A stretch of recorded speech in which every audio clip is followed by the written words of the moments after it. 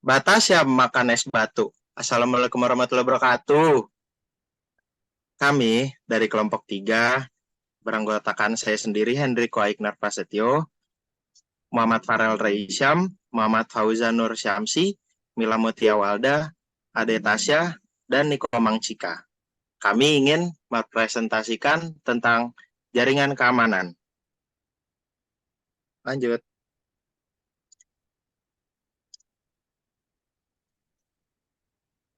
Oke, yang pertama dari jaringan keamanan itu, di jaringan keamanan itu ada jenis-jenisnya. Di mana jenis-jenisnya itu yang pertama ada keamanan fisik atau physical security. Jadi physical security sendiri itu adalah suatu keamanan yang meliputi seluruh sistem beserta peralatan, peripheral dan media yang digunakan. Biasanya seorang penyerang akan melakukan wiretapping atau proses pengawasan dan penyadapan untuk mendapatkan password agar bisa memiliki hak akses. Dan jika gagal, maka DOS atau Denial of Service akan menjadi pilihan sehingga semua servis yang digunakan oleh komputer tidak dapat bekerja. Sedangkan cara kerja DOS sendiri itu biasanya dengan cara itu mematikan servis apa saja yang sedang aktif atau ngebanjirin jaringan tersebut dengan pesan-pesan yang sangat banyak jumlahnya. Secara sederhananya itu DOS itu memanfaatkan celah lubang keamanan pada protokol TCP atau IP yang dikenal dengan Sign Flood, yaitu Sign Flood sendiri itu yaitu sistem target yang dituju akan dibanjiri oleh permintaan yang sangat banyak jumlahnya atau flooding, sehingga akses menjadi sangat sibuk. Selanjutnya, jenis-jenis keamanannya ada keamanan data dan media. Pada keamanan data dan media ini, itu menyerang akan memanfaatkan kelemahan yang ada pada software yang digunakan untuk mengolah data. Biasanya penyerang akan menyisipkan virus pada komputer target melalui attachment by email. Cara lainnya dengan cara memasang backdoor atau Trojan horse pada sistem target. Tujuannya untuk apa? Tujuannya untuk mendapatkan dan mengumpulkan informasi berupa password administration. Password tersebut nantinya digunakan untuk masuk pada account administration. Maaf, Pak. Selanjutnya, di jenis-jenis keamanan itu ada keamanan dari pihak luar. Jadi di keamanan dari pihak luar ini itu adalah memanfaatkan faktor kelemahan atau kecerobohan dari orangnya yang berpengaruh pada hak milik akses sendiri gitu. Jadi faktor kelemahannya itu adalah merupakan salah satu tindakan yang diambil oleh seorang hacker maupun cracker untuk dapat masuk pada sistem yang menjadi targetnya. Hal ini biasa disebut sebagai social engineering. Social engineering itu juga merupakan sebuah tingkatan tertinggi dalam dunia hacking. Jadi jadi keamanan dari pihak luar itu sendiri dinamain social engineering yang di mana social engineering itu merupakan tingkat tertinggi dalam dunia hacking gitu. Biasanya orang yang melakukan social engineering itu jadi dia dengan cara dengan cara menyamar sebagai orang yang memakai sistem dan lupa password gitu. Sehingga dia meminta orang tersebut untuk memiliki hak akses tersebut untuk masuk ke dalam sistem tersebut, lalu dia mengubah serta mengganti password-nya untuk bisa masuk sistem tersebut. Selanjutnya dari jenis-jenis keamanan itu adalah keamanan dalam operasi. Keamanan dalam operasi sendiri itu adalah merupakan salah satu prosedur untuk mengatur segala sesuatu yang berhubungan dengan sistem keamanan pasca serangan. Dengan demikian, sistem tersebut dapat berjalan baik atau menjadi normal kembali. Biasanya para penyerang itu akan menghapus seluruh log-log yang tertinggal pada sistem target atau di log cleaning semuanya setelah melakukan serangan.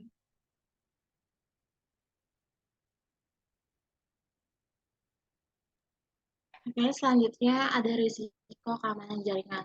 Ini ada beberapa risiko keamanan jaringan. Yang pertama ini ada malware. Istilah malware digunakan untuk segala jenis perangkat lunak berbahaya atau malicious software.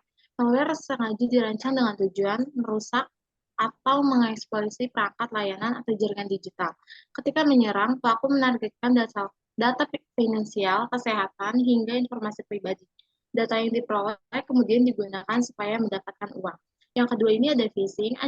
Ancaman phishing bisa datang dari media komunikasi seperti media sosial, SMS, hingga telepon. Namun, umumnya phishing sering menyerang lewat email. Dalam hal ini, penerima ditipu dengan pesan yang terlihat seperti dikirimkan oleh lembaga terpercaya. Contohnya email palsu yang kelihatannya dikirim oleh bank, tapi meminta informasi seperti PIN, kode CCTV, kartu kredit, atau kata sandi. Yang ketiga ini ada open wifi.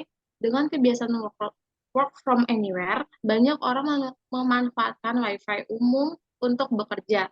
Hal tersebut dapat membuat perangkat Anda terkena malware atau serangan man in the middle atau MITM.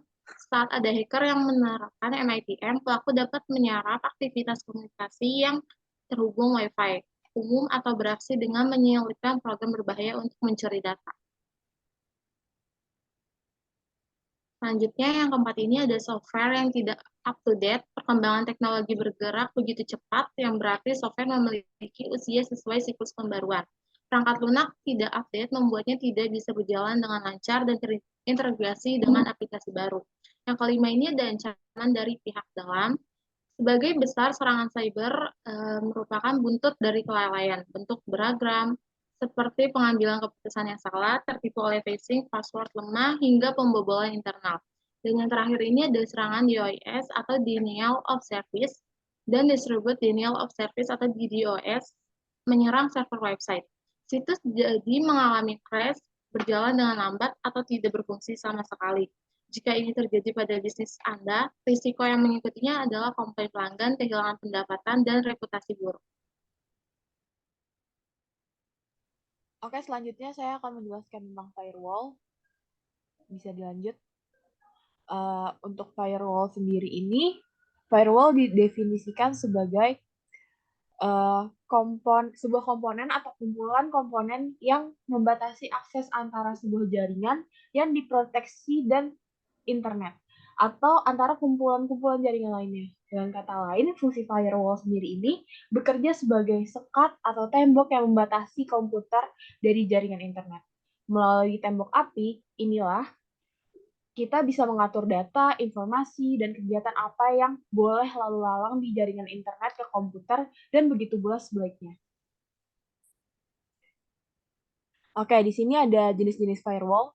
Yang pertama itu ada pocket filter, yang merupakan sebuah komputer yang dibekali dengan dua buah network interface card atau NIC, yang mana fungsi menyaring berbagai paket yang masuk. Nah, yang kedua ini ada namanya personal security. Keamanan yang berhubungan dengan orang atau personal, seperti mengidentifikasikan username dan password. Yang ketiga ada application level. Penggunaan firewall ini akan mengakibatkan tidak dibolehkannya paket untuk masuk melewati firewall tersebut secara langsung. Nah, yang keempat ada Network Address Translation atau NIT. Menyediakan proteksi secara otomatis terhadap sistem di balik firewall. Nah, yang kelima ada stateful firewall. Menggabungkan berbagai keunggulan yang biasanya ditawarkan oleh firewall berjenis paket filtering, proxy, dan circuit level dalam suatu sistem. Yang keenam ada virtual firewall. Menjalankan kebijakan keamanan sistem ya dengan memanfaatkan sebuah perangkat. Nah, yang terakhir itu ada yang ketujuh, yaitu transparent firewall. Melakukan apa saja yang dapat dilakukan oleh firewall jenis packet filtering sebagai halnya stateful firewall serta tampak oleh pengguna.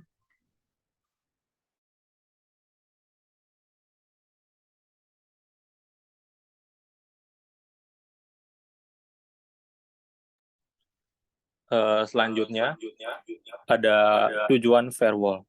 Tujuan dari firewall adalah untuk melindungi jaringan komputer dari akses yang tidak diinginkan atau potensial berbahaya dari luar.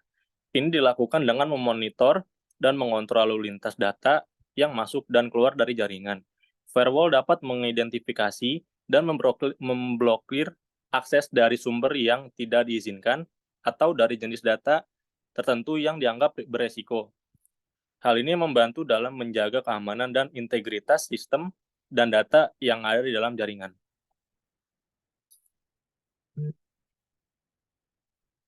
Selanjutnya, kelompok kami juga mempunyai studi kasus. Pada tahun 2001, terjadi kasus pembobolan internet banking milik Bank BCA. Kasus tersebut dilakukan oleh seorang mantan mahasiswa ITB Bandung dan juga merupakan salah satu karyawan media online atau satunet.com yang bernama Steven Haryanto. Anehnya, Steven ini bukan insinyur elektro atau informatika, melainkan insinyur kimia. Ide ini timbul ketika Steven juga pernah salah mengetikkan alamat website. Kemudian dia membeli domain-domain internet dengan harga sekitar $20 yang menggunakan nama dengan kemungkinan orang-orang salah mengetikkan dan tampil yang sama persis dengan situs internet Bank BCA. Kemudian dia membeli domain-domain internet dengan harga sekitar $20 yang menggunakan nama dengan kemungkinan orang-orang salah mengetikkan dan tampilan yang sama persis dengan situs internet banking BCA.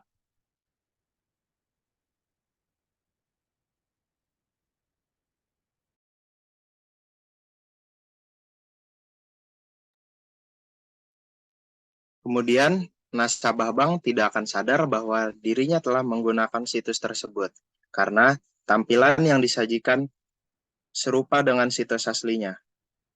Hacker tersebut mampu mendapatkan user ID dan password dari pengguna yang memasuki situs tersebut.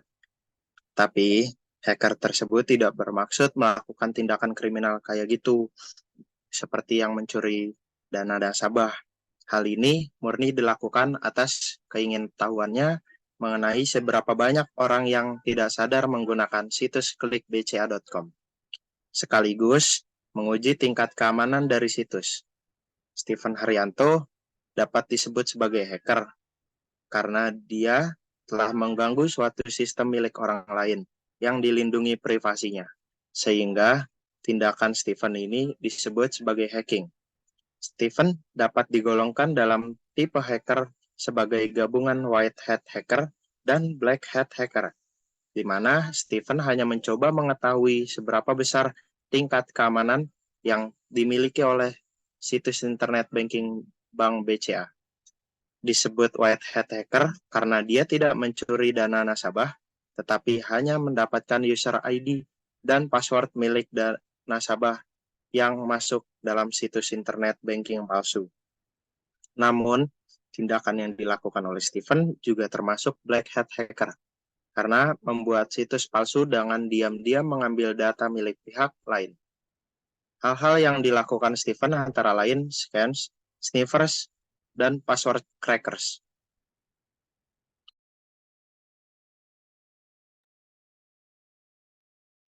Dampak dari kejadian ini adalah kerugian bagi nasabah dan pihak bank, karena informasi pribadi termasuk akses untuk memasuki website tersebut dapat oleh orang lain.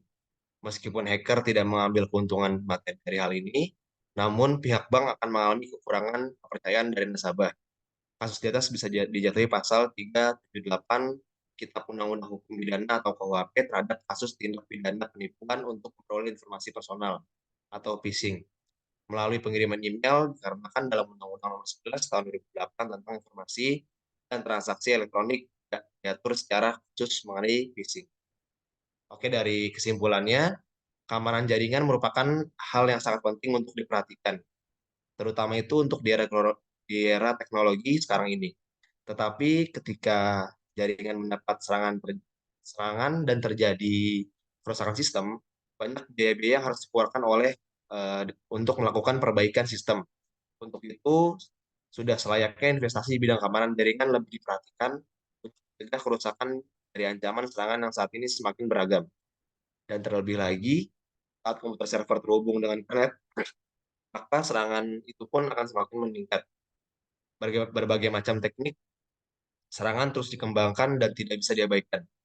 Nah, dengan menggunakan demilitarized zone atau DMZ, maka akan terbentuk zona demilitarisasi pada komputer server sehingga akses dari luar itu tidak bisa langsung memasuki komputer tersebut. Nah, akan tetapi harus melewati dari zona-zona penyangga tersebut.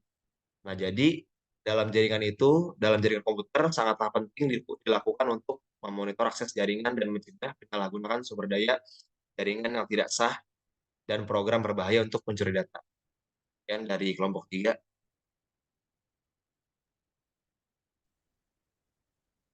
Tutup kok.